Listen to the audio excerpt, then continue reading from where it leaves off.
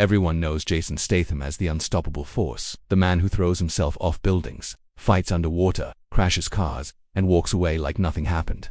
The action star who never uses a stunt double because, as he always says, I roll up my sleeves and get stuck in. But behind that fearless exterior, something far more devastating has been happening for the first time in years. Fans are seeing a different Jason, one who isn't just battling villains on screen, but facing a heartbreaking reality in his personal life. A truth so heavy, so unexpected, that even the toughest actor in Hollywood couldn't punch his way out of it.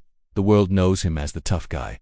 But today, the world will see the pain he could no longer hide. But behind the cameras, the different story has been unfolding, a story Jason Statham never wanted the world to see. In 2025, confidential medical reports quietly slipped into the public eye, revealing the brutal truth of a career built on danger, broken ribs that never healed straight, multiple concussions that doctors say could affect him for the rest of his life, a wrist fracture that still aches every time he lifts a weight. For years, he dismissed the pain, laughed off the injuries, and kept pushing forward because that's what Jason Statham does. He suffers, but he never slows down until now. Recently, his wife Rosie sat him down and begged him to stop doing certain stunts, not because she was afraid of the next broken bone, but because doctors told them something far more terrifying, something no amount of courage, force, or discipline could fight. The man who survived drowning on set, poisonous bee stings, fractured bones, and brutal stunt failures, now faces an enemy he can't outpunch, outrun, or outsmart. For the first time in his life, fear entered the home of the man who built a career on being fearless. To understand how he became this unstoppable force, you have to go back to where it all began. Jason Statham was born on July 26, 1967, in Shirebrook, Derbyshire, a place where dreams didn't grow, only coal dust did. It was a working-class town carved out of grit, shaped by minds that broke bodies and hopes alike. People there didn't dream of becoming movie stars, they dreamed of surviving the next paycheck. His father, Barry Statham, born in 1989, had weathered the harshest winters, the stingiest wages, and the kind of brutal labor that ages men before their time. He did anything that kept food on the table: house painting, street vending, coal hauling, and even lounge singing in the Canary Islands when local jobs dried up. Work wasn't a choice for him.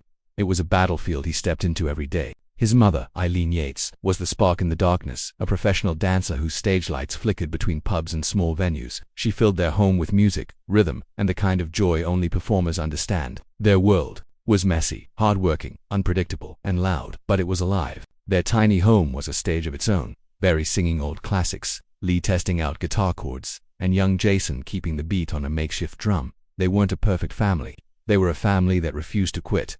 When Jason turned 10, the family moved to Great Yarmouth, a coastal town buzzing with tourists, noise, and the smell of street food. Barry returned to street hustling, running an open-air market stall where selling fast and talking faster was the only rule. Jason watched everything, absorbing the rhythm of people, the art of timing, the pulse of survival. He learned how to read a face in seconds, how to sense trouble before it arrived, how to stand tall even when life tried to push him down. But instead of joining the hustle full-time, Jason chose a different path, a disciplined, focused, and dangerous one: martial arts. At just 11, he threw himself into training: karate, kickboxing, Chinese martial arts, anything he could learn. He trained every single day, transforming frustration into precision and fear into control. He earned his black belt in karate, mastered judo pins like kesagatame, perfected Muay Thai clinches, and built a fighter's mind long before he became a movie icon. School added another chapter, one that would come full circle years later. That's where he met Vinnie Jones. Back then, they were just two rough-edged boys fighting for space on the football field.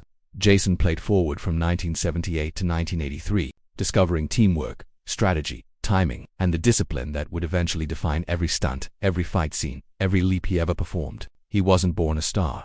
He was forged by hunger, by hardship, by discipline, and by the brutal kind of life that teaches you one thing: nobody is coming to save you, so you save yourself. It wasn't just sport for Jason, it was survival. Every punch, every kick, every drill was another way to take control in a world that never handed out guarantees. That mindset followed him everywhere. And when he turned 12, he added something else to his growing arsenal: diving. Not casually, not for fun, but with the same obsessive discipline that defined his entire life. Jason joined Great Britain's national diving program and trained for 12 long, unforgiving years.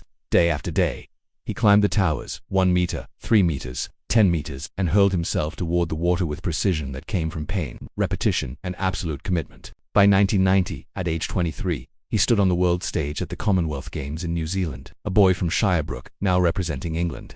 But the results hit harder than any punch he would ever throw. 8th in the 1 meter, 11th in the 3 meter, 12th in the 10 meter platform. During one dive, he scored just 13.86, and an English judge gave him a brutal 0.5. That wasn't just a bad score. It was a reminder Jason knew exactly why he didn't reach Olympic level. He had started too late, but that failure became fuel. Instead of breaking him, it sharpened him. It taught him the lesson he would carry for the rest of his life. Timing matters. Discipline matters. And nobody is coming to save you. And through all that training, Jason was still hustling on the streets just to get by. He worked part-time selling fake perfume and knockoff jewelry with his father. It wasn't glamorous, it wasn't safe, it wasn't legal. It was survival, standing in the cold, reading strangers' faces, knowing exactly when to pitch and when to walk away. So when modeling came calling years later, it looked like a way out, but it barely paid enough to buy groceries. Between 1996 and 1997, he did campaigns for Tommy Hilfiger, Griffin, and Levi's. The photos looked like success, but behind the lens, the truth was simple: he was still broke. Then everything changed. Guy Ritchie was casting Lock, Stock, and Two Smoking Barrels. He didn't want polished actors. He wanted real street, real grit, real hustlers. The kind of man who knew what it felt like to gamble with nothing, to sell anything, to fight for every inch of life. Jason wasn't just perfect for the role, he was the role. He got $5,000 to play Bacon Money. That felt huge at the time, but nothing compared to what was coming. The film exploded. 2 years later, he made Snatch for $15,000, and the world finally understood something Jason had known all along. He didn't become a star because he learned to act. He became a star because he had lived the life those characters came from. Even his path into modeling was accidental. 1990, the same year he dove for England, he caught the eye of a scout at London's Crystal Palace. Years later, Tommy Hilfiger, Levi's, and Griffin paid him just enough to keep him afloat. But modeling was never his destiny, it was just a bridge.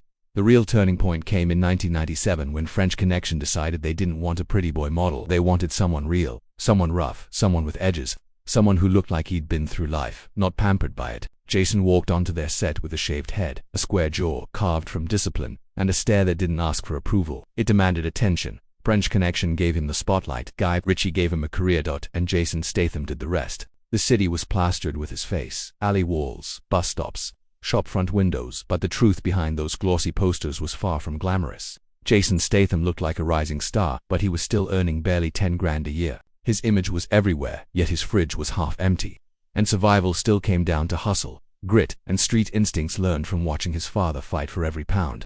On Oxford Street, he sold fake perfume and knockoff jewelry with the same swagger he would later bring to action films. A sharp smile, a fast patter, a lie told confidently enough to feel like charm. Tourists fell for it, and on lucky days, he walked away with $200 cash. That money wasn't luxury, it was heat, food, rent, survival.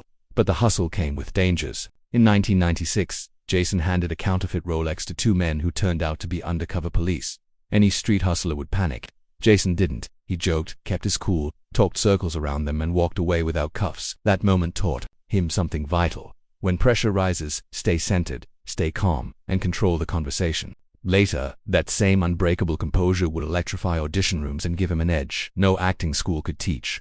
Before cinema came calling, music videos became his unexpected stage. In 1993, the Shimon cast him in Kumanon, a wild rave-style video shot in Brighton, where Jason, drenched in sweat and dressed in leopard print briefs, moved under strobe lights with a confidence that felt reckless and mesmerizing. A year later, Erasure's Run to the Sun showcased him again, this time half-naked inside a golden cage on a sunlit beach, dancing like a man who understood rhythm as deeply as he understood survival. No one took him seriously as an actor then. He wasn't talented. He was just a body the camera loved. But the lens began seeing something deeper: raw presence, hunger, authenticity. By 1997, Guy Ritchie was hunting for exactly that. He didn't want trained actors. He wanted men who had lived the life. Hustlers, scrappers, people who could lie with a straight face and charm you while doing it. Jason didn't walk into that audition with a resume. He walked in with experience. Ritchie told him to sell him fake jewelry on the spot. Jason slid into the persona effortlessly, pitching the director a bogus necklace with such skill. Ritchie didn't just laugh, he cast him on the spot. That's how Bacon was born in Lock, Stock, and Two Smoking Barrels. Jason didn't play a streetwise gambler. He was one. The paycheck was $20,000 more than he'd seen in years, but what mattered was the credit, the validation, the doorway. Filming Lock, Stock was chaos. Real East End pubs, real drunks yelling off camera, an $800,000 budget stretched to breaking, actors improvising, ducking punches, riding the energy of the streets. Jason didn't memorize lines, he reacted with instincts shaped by years of real fights and hustles. In one scene, he smashed a car window with a shotgun, channeling the kind of violence he'd once dodged in alleyways. Nothing about his performance was polished. It was raw, honest, electric. But when production wrapped, he nearly got cut from the film. Executives hated his accent, too rough, too East End, too real. Ritchie refused to budge. He fought for Jason's voice, insisting that grit was the magic. When Lock, Stock hit theaters in August 1998, it earned nearly $4 million in the UK alone, and Jason's scowl became instantly iconic. 2 years later, Guy Ritchie called again, this time for Snatch. The budget jumped to $10 million. Statham wasn't just a supporting player anymore. He was Turkish, the quick-talking boxing promoter navigating gang wars, crooked bookmakers, and a priceless stolen diamond. With that role, Jason Statham stopped being a lucky newcomer and became something Hollywood had never quite seen before. A street-bred athlete turned actor whose authenticity couldn't be faked, bought, or replaced. Jason Statham didn't just rise in Snatch, he erupted. He got more lines, more stunts, and more bruises than anyone expected. In one brutal fight scene inside an old, sweat-stained London gym, he cracked 2 ribs and still kept going without a stunt double or a single complaint. That was the moment his reputation shifted from new actor to unstoppable force. The cast included giants like Brad Pitt and Benicio del Toro, and the set felt like a battleground. They shot in Bacali's collapsing warehouses and filthy basements where every frame looked soaked in grime. The chaos was real, not staged. And when the film earned $83.6 million worldwide, the man who once modeled for cheap perfume ads suddenly had his face on posters across the globe. But behind the curtain, not everything was smooth. During 1999 reshoots, Jason improved a threat during a tense scene with Del Toro. Del Toro didn't realize it was acting. He thought it was personal. Tempers exploded, words flew like fists, and Guy Ritchie had to step in before the situation spiraled. That fight never made it into the movie, but the energy from it did. Their scenes crackled with an edge that only comes from real, unspoken tension. Jason later admitted he almost crossed a line, but that was who he was. Raw, unpredictable, dangerous in a way cameras couldn't fake. Then came the moment that redefined modern action films. In 2002, Jason walked onto the set of The Transporter determined to prove one thing, that action heroes didn't need wires, CGI or stunt doubles. He wanted authenticity,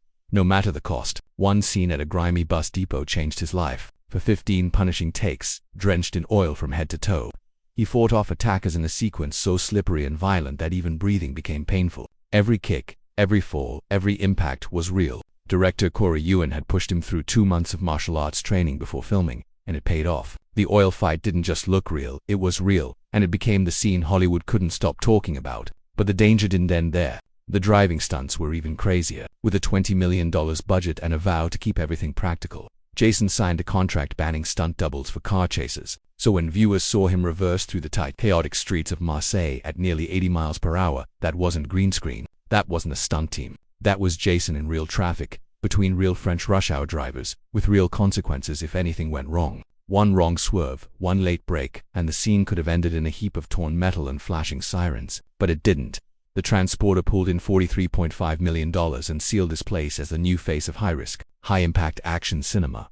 3 years later, Transporter 2 pushed him further than anyone thought was possible. In Miami, Jason climbed a 10-story glass building using nothing but suction cups strapped to his hands. No wires, no safety net, no second chances. Halfway up, one grip slipped. He dropped 20 feet before slamming into the side of the structure. The fall twisted his ankle so badly he was hospitalized for a week. The stunt was finished with a double, but the damage was permanent. Jason limped through the rest of the shoot, refusing to slow down while doctors warned him the injury could end his career. Director Louis Leterrier later admitted the stunt should have never been attempted without safety backups, but Jason insisted. He wanted it real, and it almost cost him everything. Then came the infamous plane fight. For the climax of Transporter 2, he battled inside a jet battered by violent turbulence using real, military-grade G-force hydraulics. It wasn't acting, it was pure survival. What happened inside that plane fight wasn't acting, it was survival. The set was claustrophobic, violently shaking, and nearly impossible to choreograph. But while Jason Statham was battling turbulence on camera, a different kind of turbulence hit behind the scenes.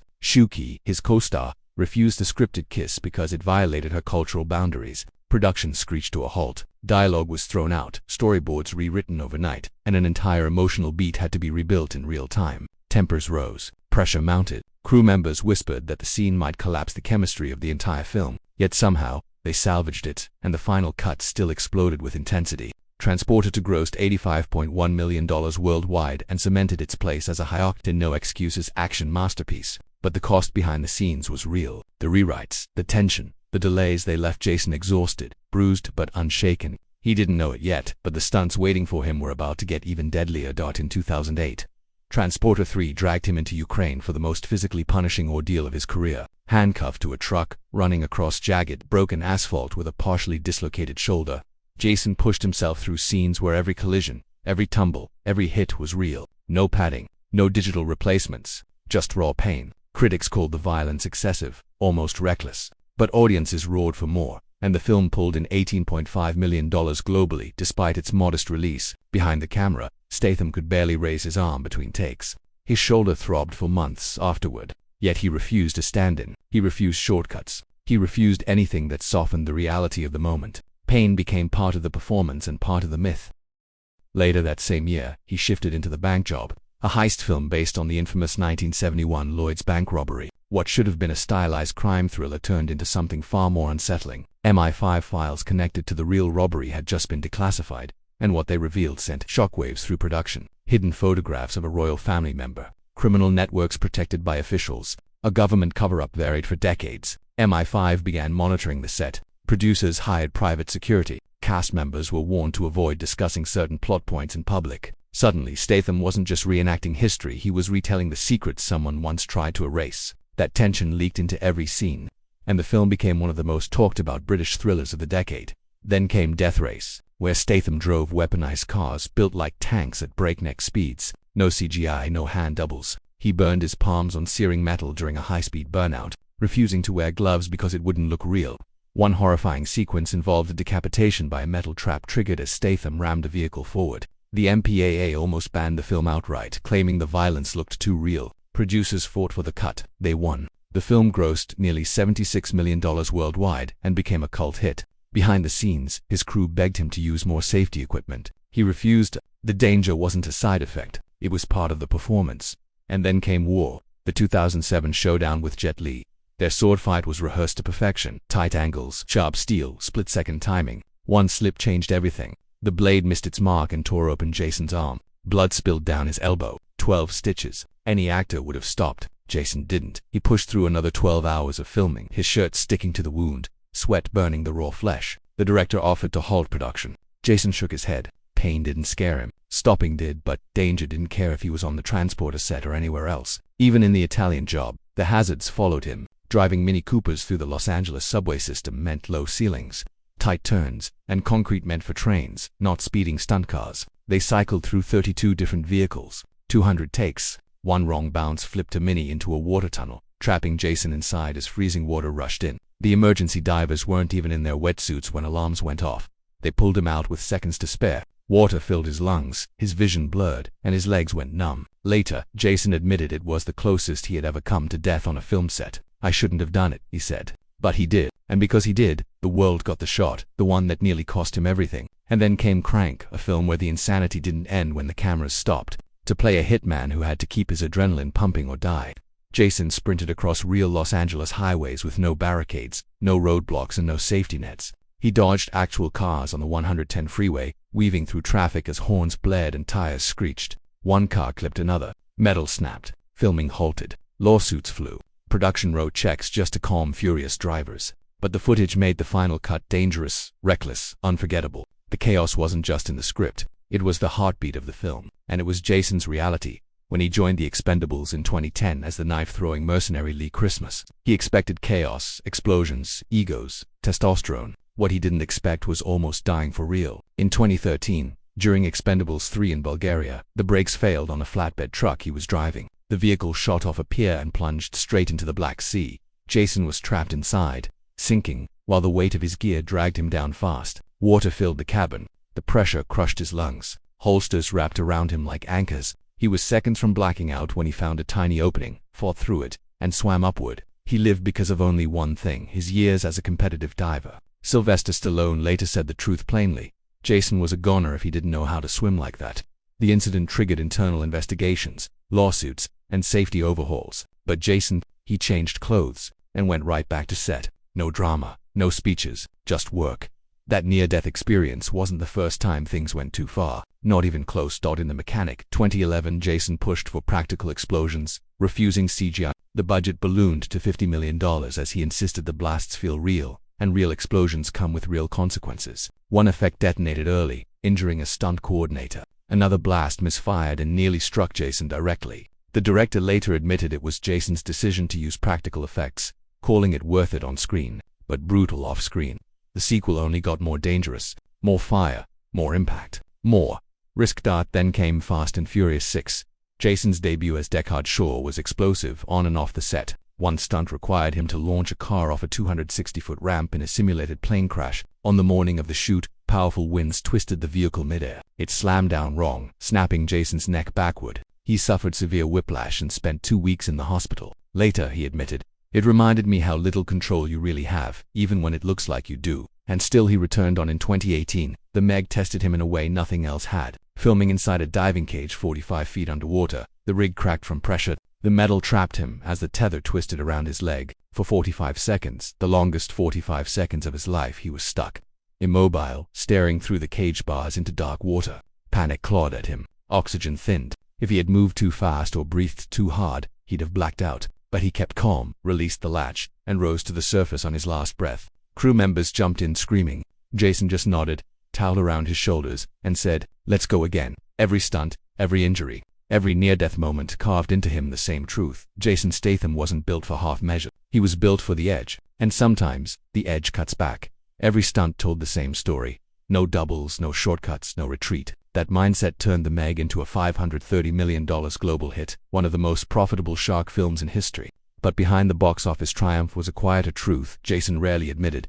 Sharks don't take direction. He said those words half joking, but the fear behind them was real. Fight scenes can be rehearsed. Falls can be padded. But the ocean, it doesn't bargain. It doesn't listen. And for once, Jason Statham, the man who built a career on control, was working in an environment where control didn't exist. In Mechanic Resurrection 2016, he pushed that philosophy even further. The now iconic skyscraper scene where he scales a glass tower in Malaysia wasn't movie magic. It was Jason, on the actual building, with no harness in the early takes. One slip sent him plummeting 30 feet onto concrete. The crack of impact stopped production. Doctors ordered rests. Producers ordered rewrites. And Jason, he got up the next day, insisted he was fine, and kept shooting with a concussion he never fully acknowledged.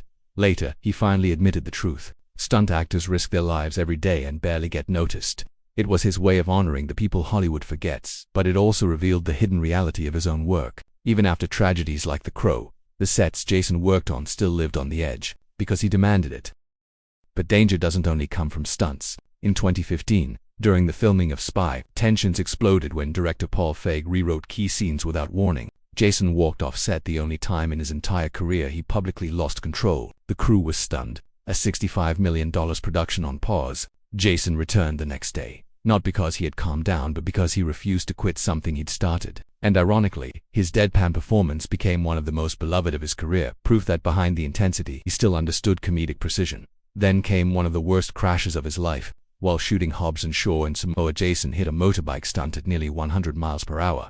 The bike smashed into a pothole, catapulting him across the pavement. His wrist snapped on impact. The crew rushed in panic. Jason stood up, silent, breathing hard, and simply said, "Let's reset." He never used a double. He never asked for special treatment. He healed and returned to finish the shot, even as his hand throbbed beneath taped bandages. His refusal to fake anything created a strange mix of admiration and fear. Crew members said following him into a stunt felt like following a commander into battle, inspiring but terrifying. As his fame rose through the 2010s, criticism followed. Hollywood insiders mocked him for avoiding soft roles. He famously turned down an audition for The Dark Knight. He rejected characters that didn't fight, didn't bleed, didn't push back. Some said he lacked range. Others said he lacked ambition. Jason corrected them all with one sentence: "I'm not here to pretend. I'm here to show what happens when someone is pushed." But behind all that power was a bruised heart. Before the fame-hungry headlines, Jason met model Kelly Brook during a 1997 photo. They fell fast and hard, becoming one of London's most photographed couples. 7 years together. He proposed in 2004, ready to build a life.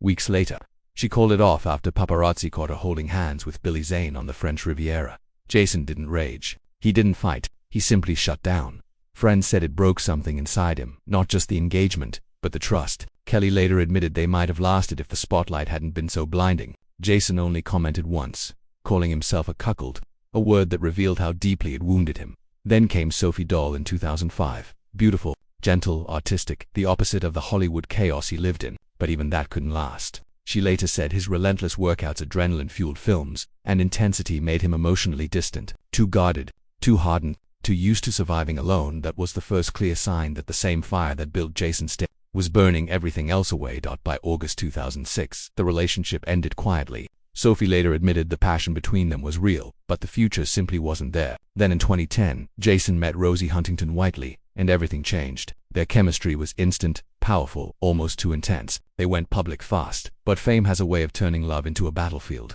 In 2011, after a heated argument backstage at the Transformers premiere, they split. It could have ended permanently, but they found their way back to each other, only to face a far more terrifying moment. A high-speed paparazzi chase in Los Angeles nearly sent their car off the road. Rosie said that was the night they realized fame wasn't glamorous, it was deadly. That fear pulled them closer. In 2017, they welcomed their son Jack Oscar, born at home in Los Angeles. But the pressure didn't stop. Jason spent months filming Meg 2 in 2020, leaving Rosie to raise their newborn alone. She later admitted the distance almost destroyed their relationship. Therapy saved them. She said they learned to protect each other not just from Hollywood, but from themselves. In 2022, they bought a $14 million home in Beverly Hills, hoping privacy would finally give them peace. Instead, by 2023, drones were flying over their backyard. One came inches from a window where their child slept. Rosie demanded he set stunt limits. Jason, furious and helpless, once threw a shoe at a drone. It didn't help. The invasions kept coming. Then in January 2024, The Beekeeper released quietly and suddenly exploded. Made on a $40 million budget, it crossed $162 million and turned into one of the year's biggest surprise hits. Jason played a former assassin, brutal.com, relentless, the kind of character only he could make believable. The irony was painful. Jason is severely allergic to bees, but still did every scene himself, keeping EpiPens stuffed in his pockets. He suffered mild reactions, but never asked for a double. He later joked that beekeeping scared him more than any on-camera fight. The film was such a hit that a sequel was greenlit before the year even ended. In 2025, he starred in A Working Man, directed by David Ayer. It shot to #1 on MGM+ and revealed a more grounded, human version of Jason. Behind the scenes, he trained and mentored 12 young stunt performers. He insisted on extra medical staff after a 2023 incident left him hospitalized for 3 days. He refused to let anyone else go through what he did. Studios quietly began adopting his safety rules, a rare example of an actor changing the industry from the inside. By 2025, his films had earned more than $8.5 billion globally. The Meg pulled in $530 million. Hobbs and Shaw hit $760 million. The Expendables franchise crossed $1.2 billion. But money wasn't what haunted him. Regret was. In 2006, when he was offered the chance to audition for James Bond, the studio told him he was too old. At 39, he walked away. In 2024, he finally said out loud that he should have fought harder, that it still stings. That rejection pushed him to redefine what an action hero could be. As he grew older, his focus shifted. In 2020, he donated $1 million to UK diving programs, the sport that kept him off the streets as a teenager. By 2022, more than 120 young athletes were training because of him. But fame brought darker moments too. In 2025, online death hoaxes claimed he drowned in a Texas flood and died in a car crash. Both were false. He was in Italy, laughing with Rosie and posting vacation photos while the internet buried him. It became a joke, but also a reminder that the world watches him constantly, even when it shouldn't. Now in 2025, Jason has wrapped Levin's Trade, written by Sylvester Stallone and based on Chuck Dixon's novel. It releases January 17, 2025. Jason plays Levon Cade, a quiet, haunted former Special Forces operative dragged back into violence. The role is darker, more grounded, less flashy, and far more personal. It marks the beginning of a shift, a new chapter where Jason isn't just the unstoppable action machine, but a man carrying scars, wisdom, regret, and a lifetime of dangerous choices. And for the first time, he seems ready to show the world that side of himself.